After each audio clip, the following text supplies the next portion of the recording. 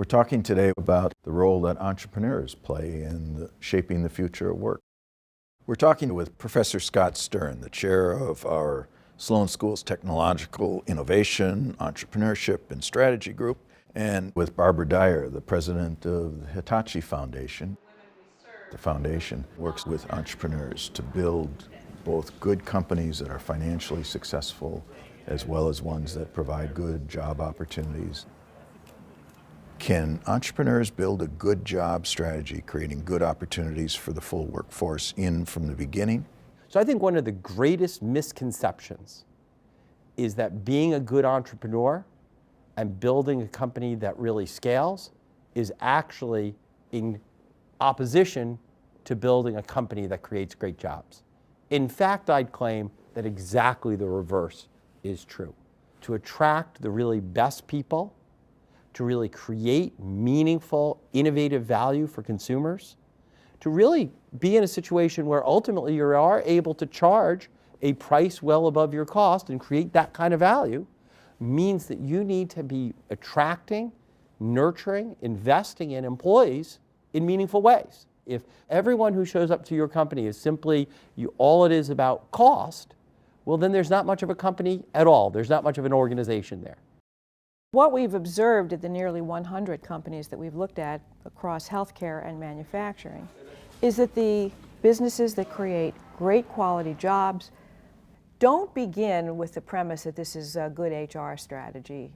They start with what is excellence, and they very quickly figure out that the workforce piece of it is a critical part of operations. They have to invest in their people, and they have to create systems that provide ongoing support, ongoing learning, ongoing incentives, so that their people are really delivering in the best possible way. We hear that many investors have a mindset that labor is a cost and it ought to be minimized and put a lot of pressure on entrepreneurs. How can we overcome that resistance? We have to do the hard work of persuading investors that it's not a choice between lower profits but a better workforce, right, versus higher profits and a cheaper workforce. Instead, the choice is for equally viable businesses. We get to choose the kind of organizations we build. Successful venture capitalists who have built successful companies, they meaningfully talk about the great organizations they've built.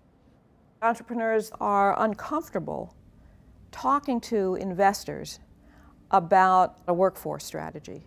They are concerned that investors will view this as excess, as having too high a burn rate. They don't have fully at their grasp the economics of it. They can't really make the business case as well as they might like to as to why it is that building a strategy like this will end up achieving the numbers in the next 2, 5, 10 years. There is a tendency to expect that at the startup phase, the founders will certainly work for below market rates, and that the people that are hired will work for below market rates. They'll work around the clock. There should be no expectation of salary increases or benefits because the company hasn't started generating a profit. Now, you're a scholar. You know that the research tells us that if you build into the DNA of a company from the very start this kind of commitment, this kind of strategy, it'll be the driving framework for the company over time. And so that's where all the evidence from other organizations plays in. If you can help them to make that business case, to understand the potential, then there's some hope. And so we have to find ways to deal with that. Could you give us an example of an organization or two that has really invested in this way? Take, for example, BP. BP is an online car marketplace that's really kind of fixing the lemons problem for used cars. Basically, right now, you can think of the used car industry as definitely not associated with a good job strategy, not even a good service. One of the key choices that Ali Resnick, one of the founders of this firm, had to make was whether or not the technicians, the people who would be inspecting the cars, was going to be hiring a series of contractor inspectors or whether or not he'd be investing in long-term employees. He got different advice from different investors about that choice. He ultimately decided that the strength and the quality and the innovations of his company could best be made by investing in employees. All those employees get extensive training, they're upping their skill level, they get some equity in the company, and as that company has grown, all of a sudden, they are the single most visible and single most memorable and single best advocates for the company as it's scaled across the United States. Jessamine Rodriguez, who is the founder of Hot Bread Kitchens, started with a long-term vision. The idea was to enable primarily immigrant, but other women and men who have an ethnic bread, to take that to the market, to create real economic opportunity through baking bread, and to enable them to build their own businesses around their particular craft. And so Hot Bread Kitchen, now a very successful operation in Harlem, is incubating bread businesses throughout New York and beyond.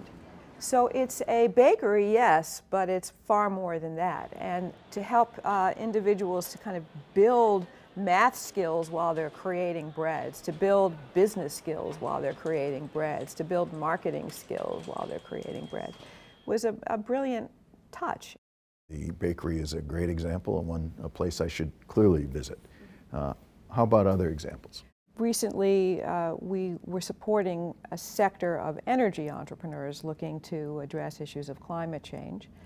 And one company, Rebound, is a remarkable refrigeration company that has the potential of saving supermarkets enormous amounts of money in refrigeration costs and dramatically reducing the amount of CO2. The founder of that company is eager to build a business that is focused on good people, great jobs, pathways of upward mobility. It's who he is, it's where he wants to take his company. Entrepreneurship can be used to provide good jobs. How do we get this to become the norm? People need to vote with their feet, right? When you think about joining a company, when you think about, as say you're in a big company, thinking about which kind of companies to partner with, when you think about even as an investor, make sure you're having that conversation and understanding as you're selecting among different groups to work with, different firms to work with, even different portfolio companies to invest in, go one layer beyond the simple value creation, value capture logic and get to the organization and the team. You are more likely to be investing in a long-term play that really delivers fundamental value and really delivers strong returns if you're investing in the kind of company that people are going to be attracted to and allows people to nurture and grow. Well, Scott, I think this is an important message for entrepreneurs, for investors, and for young people who really do want to build great companies that address big problems in society, that are successful, and that provide good jobs and career opportunities to their peers. So thank you very much. Thank you very much as well. Thank you so much. Thank you for your time today. You're welcome.